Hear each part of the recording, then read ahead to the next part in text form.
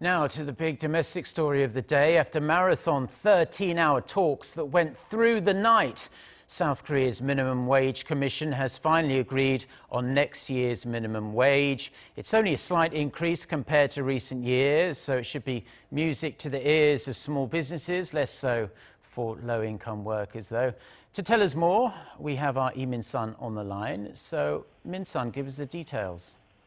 Hi, Mark. South Korea's Minimum Wage Commission has set next year's minimum wage at 8,590 Korean won. That's approximately $7.30 an hour.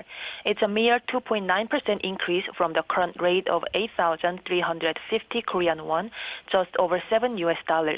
It's the smallest increase since 2010 and the first time the rate of increase has been in the single-digit percentage range since President Moon Jae-in took office. It shows the pace of hikes is slowing amid the economic slowdown in South Korea. It also means the Moon administration has failed on one of its major pledges, namely to hike the minimum wage to 10,000 won, or about $8.50 an hour by 2020.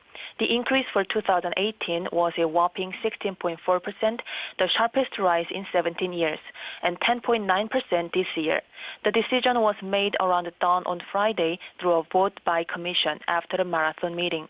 The labor sector initially proposed 10,000 won and the business sector 8,000 won.